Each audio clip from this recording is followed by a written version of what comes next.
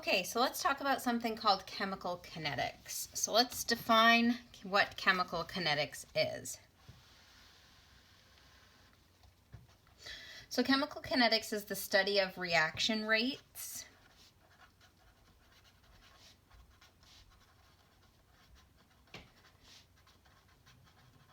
In contrast to what we've just been talking about thermodynamics, heats of reactions, disorder of reactions, and favorability of a reaction. Will a reaction happen or not? None of those things have to do with reaction rates. A reaction being fast or slow doesn't have anything to do with the thermodynamics of it, and a reaction that is thermodynamically favorable does not have anything to do with the rate of the reaction.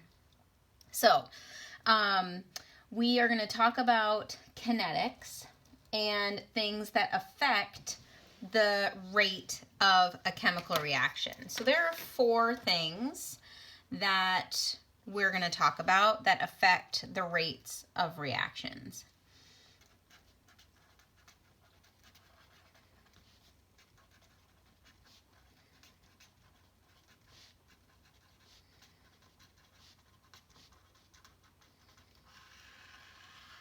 So 4 variables that affect the rate of a chemical reaction. 1, the concentration of the reactants.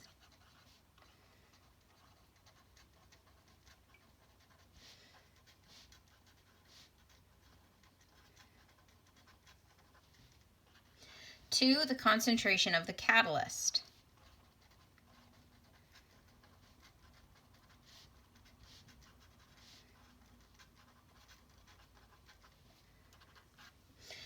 3, the temperature at which the reaction occurs.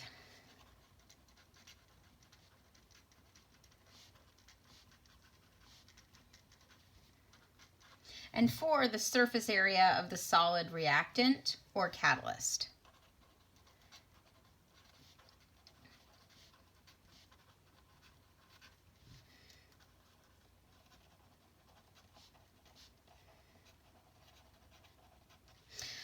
Number 4, we won't really talk a lot about, other than saying the more surface area there is of a solid reactant or a catalyst, the quicker the rate of the reaction, but we're not going to be doing any calculations or anything with number 4, but for the first 3 we will. Okay, so the reaction rate is usually, so we're talking about these things that affect reaction rate, so let's see how we talk about reaction rate.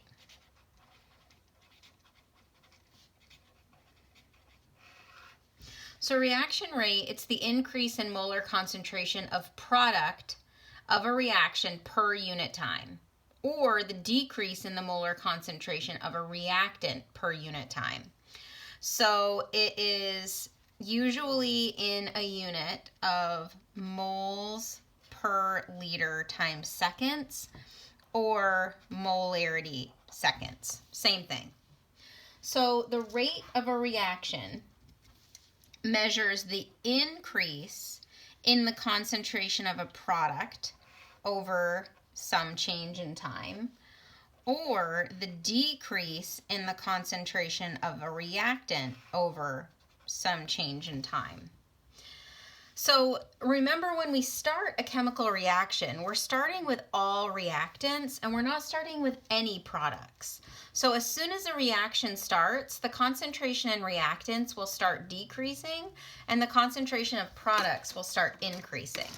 So one way that we could represent this is just for a generic equation. We'll say that this is concentration in molarity and that this is just progress of reaction. So when we start a chemical reaction, we start with all reactants. So I'll say my yellow line is reactants.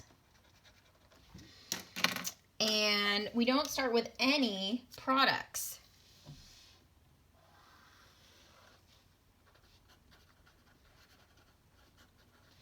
As soon as this reaction starts, the concentration of the reactants start decreasing and the concentration of the products start increasing. So let's look at an example of this. So let's just say we have the reaction 2 moles of dinitrogen pentaoxide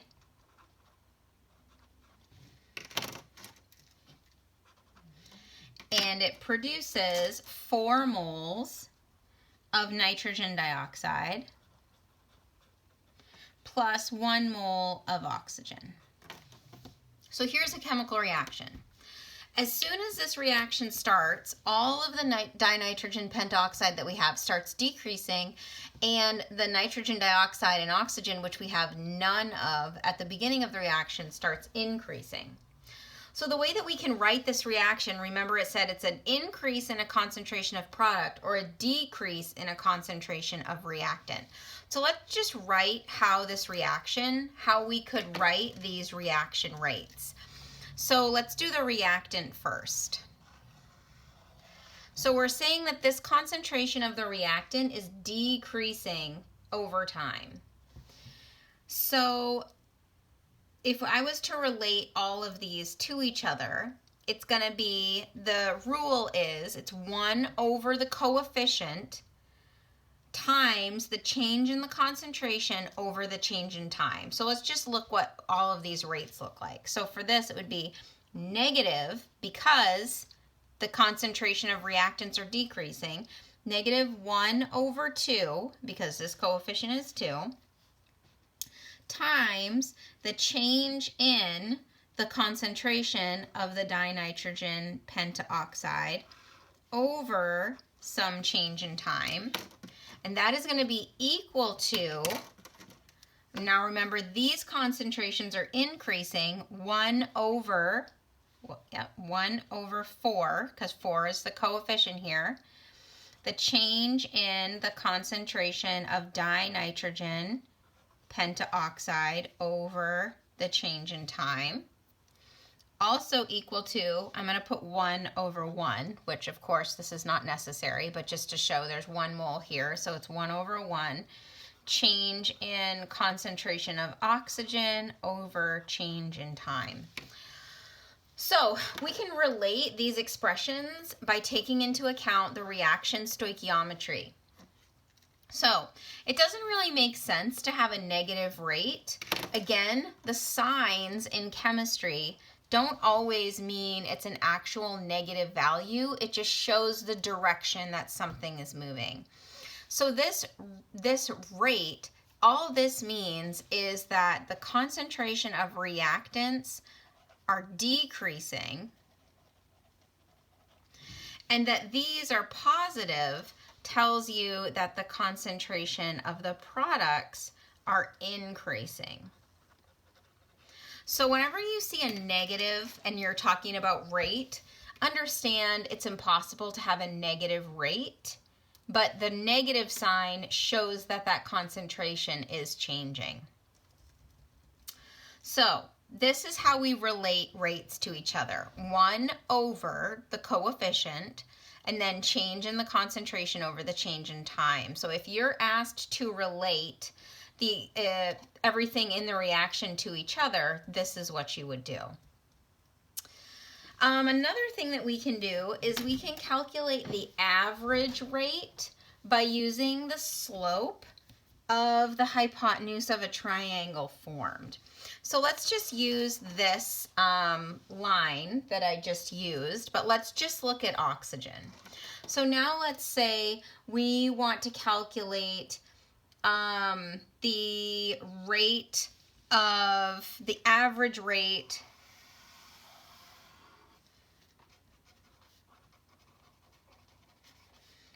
of formation of oxygen gas from this previous example. So you would obviously be given all of this information. So I'm going to draw this over here. And there's something similar to this in your text.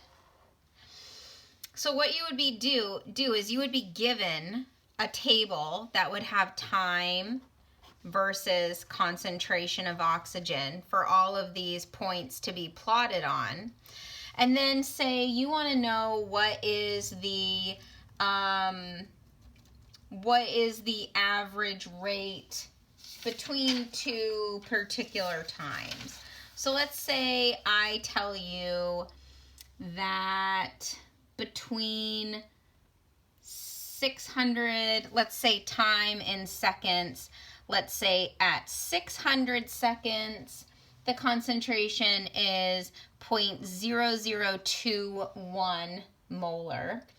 And at 1200 seconds, the concentration is 0.0036 molar. So let's pretend, so we'll say this is 600, this is 1200.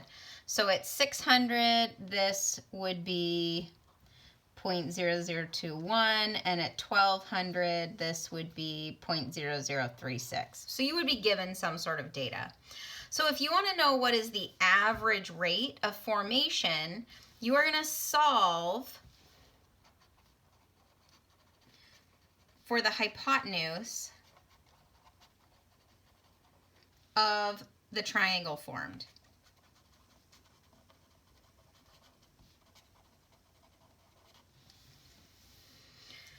So let's just say, here's my triangle. So this hypotenuse right here is going to be the average rate. We're going to use some more complicated equations to get the actual instantaneous rate. This is one way to get the average rate. If you're given times and concentrations, this would be a rough estimate of what's the average rate between two time periods. So I'm going to do just what we set up here. The rate is going to be the change in the concentration of oxygen over the change in time. So the change in the concentration of oxygen, remember, it's always final minus initial, 0.0036 minus 0.0021. I'll just write it all out. And these are molarities because of this concentration. Over change in time, always final minus initial, 1200 seconds minus 600 seconds. It ends up being 0.0015 molar over 600 seconds. And when you divide this, you get something like 2.5 times 10 to the negative 6th. And the unit, just like we said, molarity per second. So this is the concentration per time by which the oxygen is increasing as this reaction is proceeding between these two time points. Eventually, the slope of this line is going to decrease. This is a very rough estimate. It's just the average rate. This is not a very effective way to actually calculate the rate, and we're going to see a lot more specific ways to use integrated rate laws to determine the actual instantaneous rate along this curve. But this is a way to calculate the average rate.